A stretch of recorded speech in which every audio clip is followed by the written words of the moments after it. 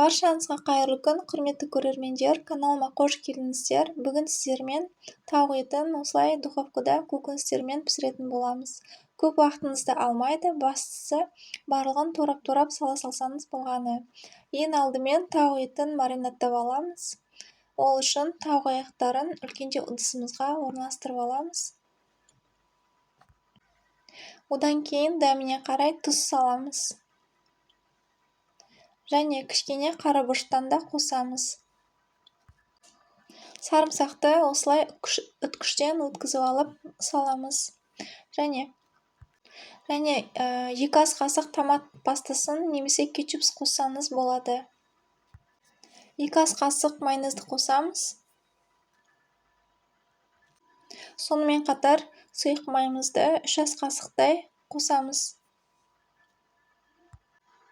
Және 2 шай қасықтай соя соусынан саламыз. Барлығын жақсылап біркелкі болғанша араластырып аламыз.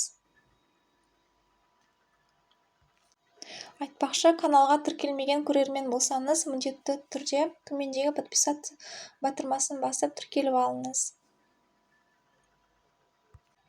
Мінекей тауық етімізді барлығын жақсылап араластырып алдық.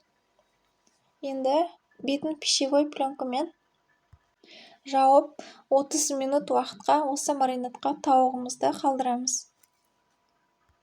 Келесі кезекте біз оған дейін көкөністерімізді турап дайындаймыз.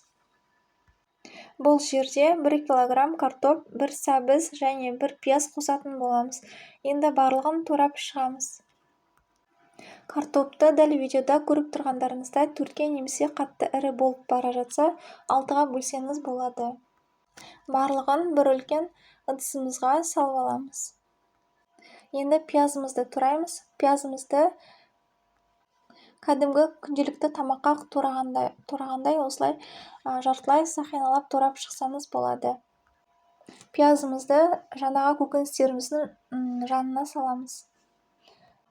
Енді сәбізімізді кішкене жіңішкелеп жұқалап турап шығамыз. Турап алған соң сәбізімізді де бағанағы көкөністеріміздің жанына салып аламыз.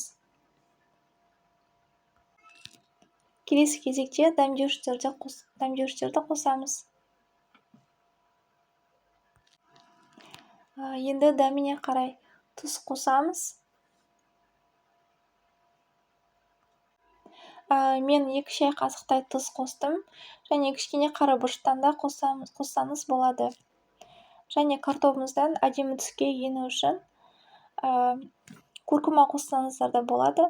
Және 2-3 қасық сұйық майымызды қосып жақсылап араластырып аламыз. Енді пісіретін формамызға фольга төсеп, көкөністерімізді бірінші салып аламыз. Көкөністерімізді осылай формамызға барлық жағына біркелкі етіп, әдемілеп жайып шығамыз. Және 30 минутқа маринадталған тауық етімізді алып көкөністеріміздің үстіне әдемілеп жайып шығамыз.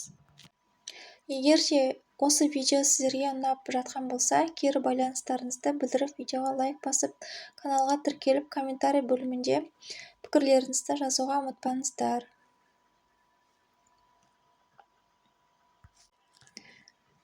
Мінекей тауық етімізді осылай әдемілеп орналастырып алдық. Көкөністеріміздің үстіне салып. Енді жаңағы соңында қалған маринадтан қалған соусымызды тауық етіміздің үстінен құямыз. Енді фольгамен беттерін жауып шығамыз. Және алдын ала 190 градуста қызып тұрған пеште осы көкөністеріміз бен тауық етімізді 1 сағат аралықта пісіріп аламыз. 1 сағат өткеннен кейін тауығымызды қайтадан алып аламыз пештен. Және бетіндегі фольганы алып тастаймыз. Тауық етіміз әдемі болып тағы да қызару үшін жарты сағатқа қайтадан пешке салып аламыз. Мінекей тауық етіміз әдемі болып қызарып шықты. Бетіне әсемдігі үшін укроп сепсеңіздер болады. Барлығы да жұмсақ, толықтай пісіп шықты. Міндетті түрде жасап көріңіздер. Отбасыңызға, балаларыңызға ұнайтынына сенімдімін. және де каналға міндетті түрде тіркелуді ұмытпаңыздар. Сау болыңыздар.